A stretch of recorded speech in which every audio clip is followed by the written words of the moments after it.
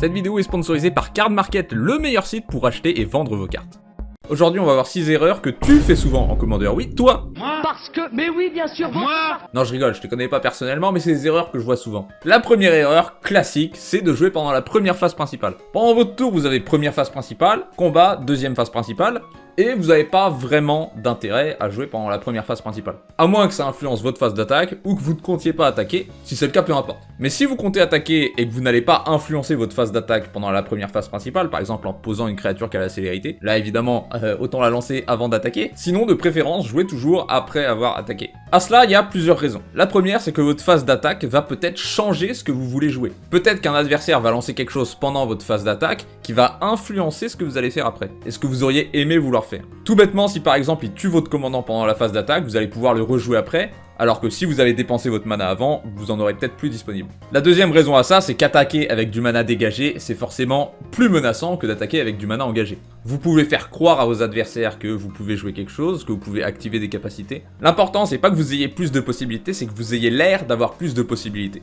Peut-être que vos adversaires vont bloquer ou ne pas bloquer en fonction de ce qu'ils pensent que vous allez faire. Si votre adversaire a 10 points de vie et que vous l'attaquez avec une 5-5 avec du mana dégagé, même si vous avez rien à jouer, il va peut-être quand même bloquer la créature en pensant que vous pouvez le tuer. Prenez en compte l'imagination de vos adversaires. La deuxième erreur qui est un peu la suite directe de ça, c'est croire que vos adversaires bluffent. J'ai fait pas mal de parties en commandeur et c'est vraiment très rare que les gens bluffent. C'est une situation qui arrive également souvent en phase d'attaque. Un adversaire vous attaque avec son commandant 1-1 et vous, votre commandant, c'est une 2-2. Là, vous avez 3 possibilités. Soit votre adversaire bluffe, il a rien du tout et il espère que vous pensez qu'il a quelque chose. Deuxième possibilité, il a juste oublié, il a pas vu ou il est bête. Et troisième possibilité, il a quelque chose. Ces 3 possibilités n'ont pas autant de chances d'arriver. C'est pour ça que je vous dis que c'est rare que vos adversaires bluffent. Ils vont rarement attaquer avec quelque chose en se disant je suis sûr qu'il va penser que j'ai quelque chose. Non, non. Ça, c'est un truc qui arrive en 1v1 où il y a du mind game, où il y a vraiment un haut niveau de réflexion. En commandeur, les gens se prennent pas tellement la tête en général. Et surtout, si les gens se prennent la tête, ils vont pas penser que vous prenez la tête pour ça. Donc généralement, si quelqu'un vous attaque avec une petite créature, c'est l'une des 2 autres possibilités. À cela, j'ai une solution pour vous. C'est simplement de le signaler à votre adversaire. Dire à votre adversaire qui fait potentiellement une erreur, ça va étrangement résoudre votre problème. Donc là, il vous attaque avec son commandant 1-1 et vous avez une 2-2. Vous dites, mec, t'es au courant que j'ai une 2-2 ? Et là, vous allez un peu le piéger, parce que s'il essayait de bluffer, il va devoir admettre qu'il l'a fait volontairement. Donc il fera peut-être un peu l'acteur en mode « Ah, j'avais pas vu, bon bah c'est pas grave, j'assume ». Et s'il a fait une erreur, vous le laissez revenir en arrière. Parce qu'on est comme ça, en commandeur, on laisse les gens revenir sur leurs erreurs. Moi, je suis de cette école-là, j'ai pas envie de punir un joueur parce qu'il a pas vu les 15 créatures qu'il y a sur le champ de bataille individuellement. Même si dans mon exemple, c'était assez facile à voir, j'avoue, mais c'était juste un exemple. Mais ne vous dites pas « Oh, il est bête, je vais bloquer » ou « Oh, il bluffe, je vais bloquer ». Globalement, ça c'est un conseil bonus. Partez pas du principe que vos adversaires sont des débiles. Partez toujours du principe qu'ils ont un plan. Parce que c'est quand tu sous-estimes tes adversaires qui peuvent te surprendre. Une troisième erreur, et on parle toujours de phase d'attaque, c'est ne pas attaquer les Planeswalkers. Alors je sais, les joueurs de Planeswalker, ils te regardent mal quand t'attaques leur Planeswalker, mais c'est quoi leur problème? Genre, tu joues un Planeswalker? Tu joues littéralement une carte qu'on peut détruire en t'attaquant. C'est toi le problème dans l'histoire. Les Planeswalkers, c'est pas censé être bien en commandeur, et vous les rendez bien si vous les attaquez pas. Si vous pouvez détruire un Planeswalker en attaquant, faites-le, parce que ça donne de la value à tous les tours à son contrôleur. Si c'est en plus un Planeswalker qui a un ulti, prenez pas de risque, tuez-le pendant que vous pouvez, parce que peut-être qu'à un moment, vous pourrez plus l'attaquer. Ne vous dites pas, ok, pour l'instant, il est pas menaçant, on verra plus tard. Non, détruisez-le tant que vous pouvez. Le quatrième conseil, c'est toujours pour la phase d'attaque, mais c'est le dernier, promis. Une erreur que je vois étonnamment souvent, c'est de ne pas penser au double bloc, ou plus. Donc mon conseil, c'est simplement, pensez-y. Rappelez-vous que c'est une possibilité de bloquer avec plusieurs créatures. Et je sais que les gens s'en rappellent, mais ils se disent pas forcément que c'est positif.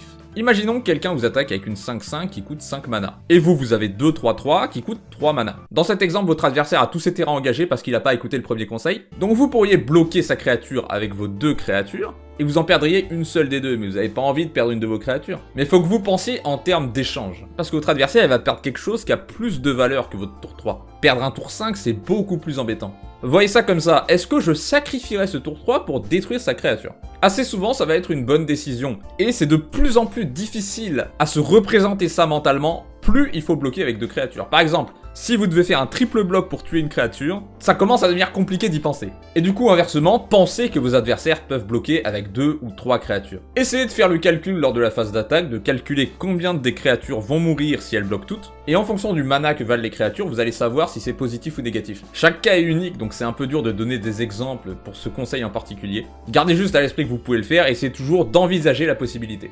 Dites-vous toujours qu'est-ce qui se passera si je perds une de ces deux créatures. Est-ce que c'est bien, est-ce que c'est pas bien par rapport au fait de détruire sa créature. C'est de la réflexion. Un cinquième conseil beaucoup plus commun, vraiment très fréquent celui-là, c'est mal engager son mana. Alors ça, c'est pas un gros problème en Commander pour le coup, puisqu'on permet souvent aux joueurs de revenir en arrière sur le mana qu'ils engagent. De dire, ah j'ai engagé celui-là au lieu de celui-là, j'inverse, bon. Mais c'est toujours un peu chiant, alors pour que ça évite de vous arriver, voilà la manière de résoudre un peu ce mini-jeu qu'est l'engagement de terrain. Parce qu'il y a toujours une manière optimale de le faire. En fait, chacun de vos terrains a une priorité d'engagement. Chacun a un ordre précis dans lequel il doit être engagé par rapport aux autres pour payer le coût des sorts. Et c'est très simple, vous engagez en priorité les terrains qui donnent le moins de mana. Le moins de mana différent, bien sûr. Deuxième priorité, vous engagez en priorité les terrains qui donnent la couleur que vous avez le plus parmi vos terrains. Si vous avez 3 montagnes et 2 îles et que vous lancez un Sol Ring, vous allez engager en priorité votre montagne. Évidemment, ça va dépendre des sorts que vous lancez après, mais par défaut, c'est comme ça qu'il faut fonctionner. Donc d'abord, vous engagez vos terrains incolores, ensuite vos terrains de base, vos terrains monocolores, ensuite vos terrains bicolores, puis enfin vos terrains qui donnent 3 couleurs et plus. Gardez ça à l'esprit et ça va devenir un automatisme, vous aurez même plus à y penser et vous aurez beaucoup moins de problèmes de mana. Une fois de plus, on est en Commander, donc si vous engagez mal vos terrains, vous pouvez demander à vos adversaires de retourner en arrière. Par contre, si vous avez pioché des cartes entre temps, on vous laissera probablement pas faire. Parce que si les informations que vous avez sur le mana à dépenser a changé, alors vous avez aucune excuse. Ça devient limite de la triche. Le mieux, c'est d'engager directement bien ces terrains, ça fait gagner du temps à tout le monde, y a pas à faire de rollback. Et c'est franchement pas une opération qui est difficile à faire une fois qu'on prend un peu l'habitude. La 6ème erreur, c'est un truc que tout le monde fait, même moi, et c'est un peu dur à résumer. J'appellerai l'erreur, le mal est déjà fait. C'est l'erreur la plus subtile de cette vidéo. Je vais vous donner un exemple, quelqu'un a mis Rhystic Study, et vos adversaires avant, ils ont lancé plein de sorts.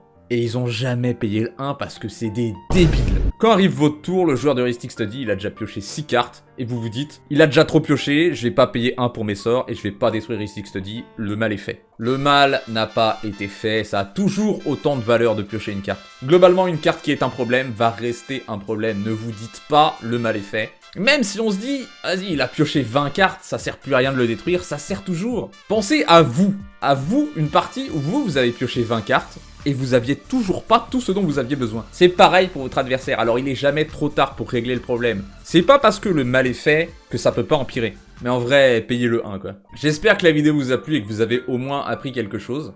J'ai déjà fait une autre vidéo dans ce genre-là, si vous voulez plus de conseils, n'hésitez pas à la voir. Merci aux membres qui soutiennent la chaîne, vous êtes les meilleurs. Tout se passe si bien sur cette chaîne, c'est un peu grâce à vous. Songez vous-même à devenir membre en cliquant sur le bouton rejoindre. Et abonnez-vous, ça c'est gratuit et c'est obligatoire. Je vous dis à une prochaine, ciao.